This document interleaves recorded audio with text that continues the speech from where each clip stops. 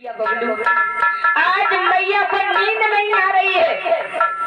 और इधर में क्या हुआ, एक दिन की बात बता रही हूँ कि महाराज उद्यान बाग जो थे ये शिकार खेलने के लिए निकल पड़े हैं। अपने मंत्रियों के साथ में जब पहुंचे तो क्या देखा, अरे एक आगे पाई झाड़ी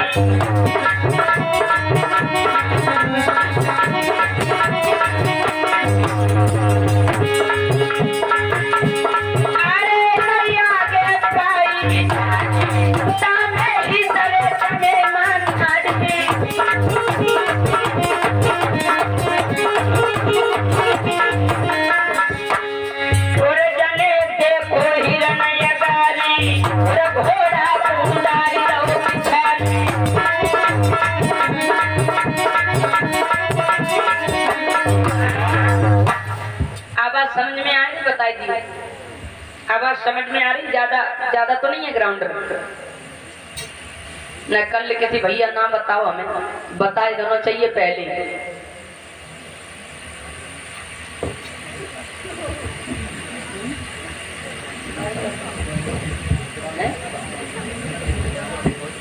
याद रखना श्रोता बंधुओं, इधर में क्या हुआ, आज जैसे ही महाराज शिकार खेलने के लिए चले हैं तो क्या देखा, इन्होंने तो झाड़ी को देखा है और झाड़ी में का हिरन भाग रहा है। महाराज ने अपने घोड़ा को उस हिरन के पीछे डाल दिया। सारे पहरेदार पीछे रह गए, सारे मंत्री पीछे रह गए। महाराज उत्तान बाद उस हिरन के पीछे पीछे भागे हैं। सुबह से शाम हो गई, महाराज लौट करके नहीं आए। और जब महाराज उत्तान बाद लौट करके नहीं आए तो जितने भी पहरेदार थे, मंत्री थे, ये आपस में बात करने लगे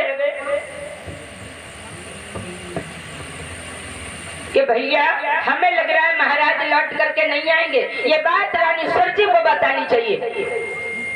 और बाई समय पे सारे मंत्री सारे पहरेदार लौट करके आए हैं, सुरजी को बताया और जवाब दिया कि रानी महाराज लौट करके नहीं आए हैं, एक हिरन के पीछे भाग गए हैं। उसी समय जब ये कहा तो आज बाई समय पे रानी सुरजी कहने लगी तुम घबराओ नहीं, महाराज उत्तान बाद लौट करके आ जाएंगे, इतने कमजोर दिल के नहीं है मेरे पिया, जाओ आराम करो जा करके।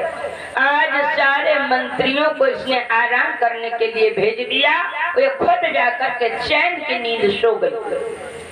और इधर आधी रात का समय है, महाराज उत्तान बाद लौट करके आए हैं, दरवाजा को खटखटाने लगे। रानी दरवाजा खोलो, सुरजी दरवाजा खोलो, लेकिन सुरजी दरवाजा नहीं खोल रही है। अरे सुख नींद सोई गई पंचो रानी, दरवाजा खोलो, सुरजी दरवाजा खोलो, नहीं जरा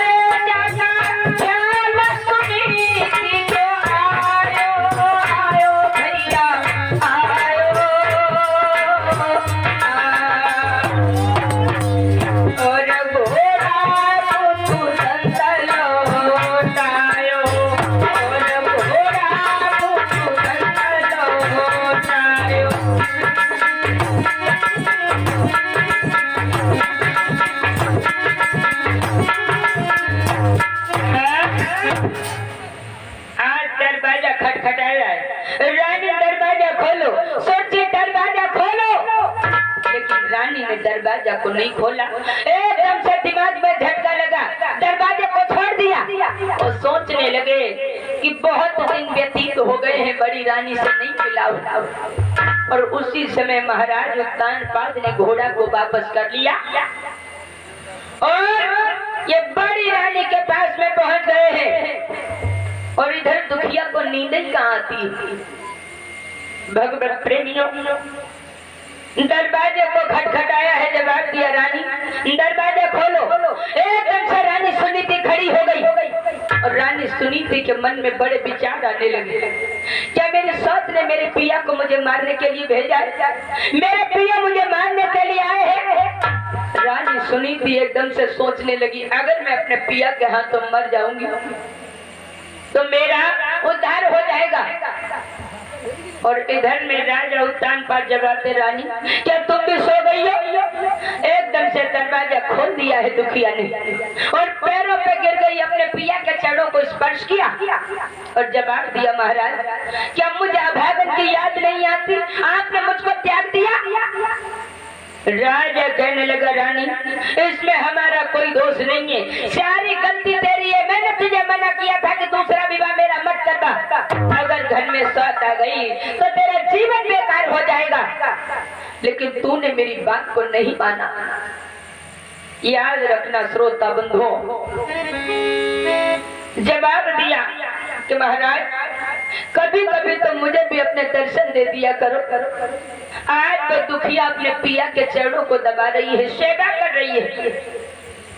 श्रोता बंधुओं, महाराज उत्तानपाद ने वो रात रानी सुनीति के साथ में व्यतीत की है और उसी रात में रानी सुनीति जो थी ये गर्भवती हुई। इधर में जब सुबह हुआ, घड़ियाले ने घंटी को बजा दिया। रानी सुनीति एकदम से कहने लगी, अरे घड़ियाले ये तूने अच्छा नहीं किया, ये रात इतनी छोटी क्यों हो गई? रानी सुनीति रो रही है और जवाब दिया कि महाराज मुझे छोड़ करके न जाओ। राजा कहने लगा, रानी पागल मत बनो, अगर सूर्य को पता चल गया कि मैं तुमसे मिलने के लिए आया हूँ तो अभी जमीन को आसमान पर उठा लेगी। उसी समय मेरे श्रोता बंधुओं, महाराज उत्तानपाद वहां से चले आए हैं और देखा दरवाजा खुला है। सुरजी ने जैसे ही महाराज को देखा जवाब दिया, रात भर कहाँ रहे? मुझे पता कि तुम मेरी सास से मिलने गए थे। राजा कहने लगा, कमीनी, अरे तेरी वजह से उसका जीवन पहले ही बेकार हो गया और अब तू कह रही मैं उससे मिलकर के आ रहा हूँ, अपने आप को चैन की नींद सो गई। आज बंदर की गुड़की काम में आएगी।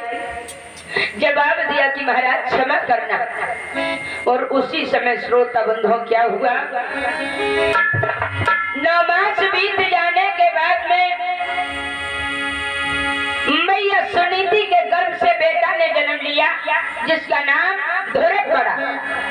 और इधर में सुरची के भी गर्भ से एक बेटा ने जन्म लिया है जिसका नाम उत्तम पड़ा है। इधर में जब ध्रुव ने जन्म लिया है, 3 दिन की जौ की रोटी रखी थी, मैया सुनीति ने उस रोटी को खाया है जो हलक से नीचे नहीं जाती है। मैया पानी के सहारे उस रोटी को निगल गई है। और जब बेटा ध्रुव ने जन्म लिया तो कोई भी पड़ोसन ऐसी नहीं थी जो मैया सुनीति को गाय या बकरी का दूध दे देती। मैया अपने बेटा को पिला देती। उस सूखी थाल में दूध ही कहाँ था। आज ध्रुव रो रहा है, मैया अपने बेटा को देख देख करके रो रही है। मैया की आंखों से जो अश्रुधारा बह रही है, ध्रुव उन आंसुओं को पान कर रहा है। और इधर में जब उत्तम ने जन्म लिया तो 56 प्रकार के व्यंजन बनाए जा रहे हैं, मंगलाचार हो रहे, बधाई बज रही है। और मैया सुनीति ये देख करके खुश हो रही कि मेरे बेटा ने जन्म लिया तो ये सब हो रहा है। इधर में श्रोता बंधु मैया बड़ी दुखी है। और सब्सक्राइब एवं लाइक करें।